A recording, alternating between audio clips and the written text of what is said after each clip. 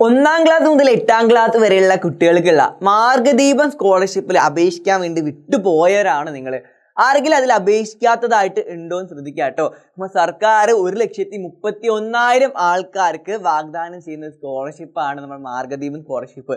ഇനിയും ഒരുപാട് ആൾക്കാർ അപേക്ഷിക്കാൻ വേണ്ടി വിട്ടുപോയിട്ടുണ്ട്. ഒരുപാട് ആൾക്കാർ ഇതിനെക്കുറിച്ച് അറിയാതെ തന്നെ പോയിട്ടുണ്ട്.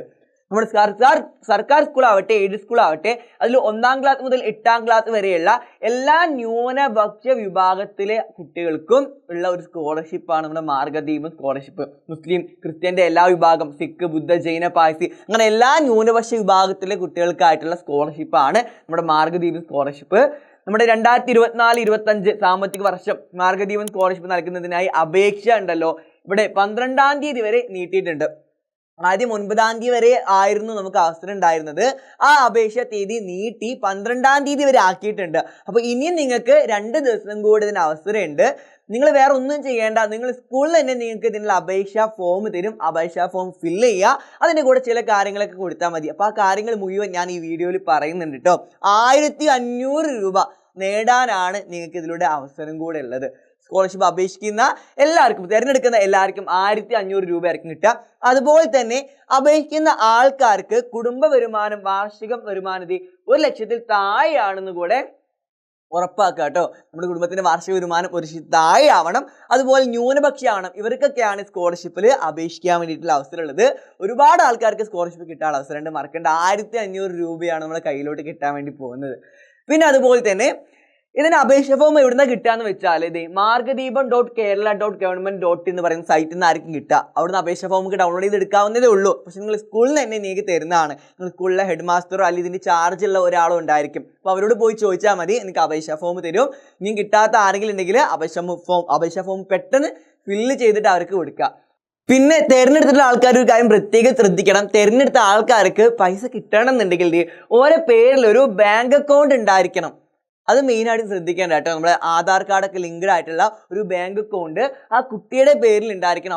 അപേക്ഷിച്ച ആൾക്കാരാണെങ്കിൽ ഒരു ബാങ്ക് അക്കൗണ്ട് പെട്ടെന്ന് തന്നെ ഉണ്ടാക്കാൻ നോക്കുക കേട്ടോ. പിന്നെ അതുപോലെ തന്നെ ഒരു കുടുംബത്തിൽ നിന്ന് 2-ലധികം ആൾക്കാർക്ക് കിട്ടൂലുള്ള കാര്യം കൂടെ ശ്രദ്ധിക്കുക. 2 ആൾക്കാർക്കാണ് മാക്സിമം നമ്മുടെ ഈ സ്കോളർഷിപ്പ് തുക കിട്ടുക. ഒരു കുടുംബത്തിൽ നിന്ന് 2 ആൾക്കാർക്കേ കിട്ടുള്ളൂ. അതിൽ കൂടുതൽ ആൾക്കാർക്ക് കിട്ടൂലുള്ള കാര്യം, പിന്നെ അതുപോലെ ഒരു ബാങ്ക് അക്കൗണ്ട് പേരിലുണ്ടാകുന്നുള്ള കാര്യം ആലോചിക്കുക.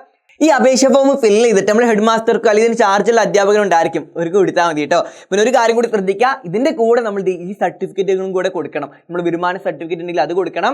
പിന്നെ അതുപോലെ തന്നെ ജാതി മത സർട്ടിഫിക്കറ്റ് അത് കൊടുക്കണം. പിന്നെ ബാങ്കിൻ്റെ പാസ്ബുക്ക് കൊടുക്കണം, റേഷൻ കാർഡിൻ്റെ പകർപ്പ് കൊടുക്കണം, ആധാർ കാർഡിൻ്റെ കോപ്പി പകർപ്പ് കൊടുക്കണം. പിന്നെ അതുപോലെ തന്നെ ഭിന്നശേഷി സർട്ടിഫിക്കറ്റ്, ഭിന്നശേഷി ബാധകമാണെങ്കിൽ അതിൻ്റെ സർട്ടിഫിക്കറ്റും കൂടെ കൊടുക്കണം. പിന്നെ അതുപോലെ പാഠ്യേതര പ്രവർത്തനങ്ങളിൽ ഏതെങ്കിലും പങ്കെടുത്തിട്ടുള്ള സർട്ടിഫിക്കറ്റ് ഉണ്ടെങ്കിൽ നമ്മുടെ സ്പോർട്സ്, കലാശാസ്ത്രം, ഗണിതം ഇതിന് ഏതെങ്കിലുമൊക്കെ പ്രവർത്തനത്തിൽ പങ്കെടുത്ത സർട്ടിഫിക്കറ്റ് ഉണ്ടെങ്കിൽ അത് കൊടുക്കുക. ഇതിലൊക്കെ നമുക്ക് സ്കോളർഷിപ്പ് കിട്ടാൻ വേണ്ടിയിട്ട് കൂടുതൽ ചാൻസ് കിട്ടും കേട്ടോ. ഇതൊക്കെ കയ്യിലുണ്ടെങ്കിൽ അപ്പോൾ അത് കൂടെ കൊടുക്കാൻ ശ്രദ്ധിക്കുക. പിന്നെ അതുപോലെ അച്ഛനോ അമ്മയോ അല്ലെങ്കിൽ 2 പേരും മരണപ്പെട്ടിട്ടുണ്ടെങ്കിൽ അതിൻ്റെ മരണ സർട്ടിഫിക്കറ്റും കൂടെ കൊടുക്കാൻ വേണ്ടി ശ്രദ്ധിക്കുക കേട്ടോ. അപ്പോൾ ഇത്രയും സർട്ടിഫിക്കറ്റ് നിങ്ങളുടെ കയ്യിലുണ്ടെങ്കിൽ ഇതിലുള്ള സർട്ടിഫിക്കറ്റും കൂടെ കൊടുക്കാൻ വേണ്ടിയിട്ട് ശ്രദ്ധിക്കുക ഈ അപേക്ഷാ ഫോമിൻ്റെ കൂടെ. പിന്നെ ഇതിന് കൂടെ ഒരു കാര്യം മെയിനായിട്ട് ശ്രദ്ധിക്കുക, ഈ അപേക്ഷിച്ച ആൾക്കാരാണെങ്കിൽ ഈ കാര്യം പ്രത്യേകം ശ്രദ്ധിക്കുക, കുട്ടിയുടെ പേരിൽ ഒരു ബാങ്ക് അക്കൗണ്ട് ക്രിയേറ്റ് ചെയ്യാനും മറക്കാതിരിക്കുക കേട്ടോ. ഇതാണ് അപേക്ഷിച്ച ആൾക്കാർ, നേരത്തെ തന്നെ അപേക്ഷിച്ച ആൾക്കാർ മെയിനായിട്ട് ശ്രദ്ധിക്കേണ്ടത്. അപ്പോൾ നിങ്ങൾ ഒരുപാട് ഫ്രണ്ട്സ് ഈ കാര്യം അറിയാതെ പോയിട്ടുണ്ടാവും. മാർഗദീപം സ്കോളർഷിപ്പിനെ കുറിച്ച് നിങ്ങൾ ഒരുപാട് ഫ്രണ്ട്സ് അറിഞ്ഞിട്ടുണ്ടായിരിക്കില്ല. അപ്പോൾ നിങ്ങൾക്ക് അറിയുന്ന നിങ്ങളുടെ ഫ്രണ്ട്സിനും കൂടെ അയച്ചു കൊടുക്കുക. അവർക്കുള്ളൊരു സഹായം കൂടി ആയിരിക്കും ഈ സ്കോളർഷിപ്പിൻ്റെ തുക എന്ന് വെച്ചാൽ. അപ്പോൾ നിങ്ങൾക്ക് അറിയുന്ന നിങ്ങളെല്ലാ ഫ്രണ്ട്സിനും ഈ കാര്യം അറിയിച്ചു കൊടുക്കുക, അവർക്ക് കൂടെ കാര്യങ്ങൾ അയച്ചു കൊടുക്കുക കേട്ടോ. അപ്പോൾ നമുക്ക് എന്തായാലും ഇതുപോലെ ഏറ്റവും ഇമ്പോർട്ടൻ്റ് ആയിട്ട് അപ്ഡേറ്റുകളൊക്കെ ആയിട്ടും അതുപോലെ എക്സാമിൻ്റെ ക്ലാസ്സുകളായിട്ട് ഇനി അങ്ങോട്ട് കാണാം. നിങ്ങൾക്ക് ഇവിടെ ക്ലാസ്സുകളൊക്കെ ലൈവായിട്ട് ചാനലുണ്ടായിരിക്കും. നമുക്ക് ക്ലാസ്സുകളൊക്കെ ആയിട്ട് കാണാം കേട്ടോ. Bye bye.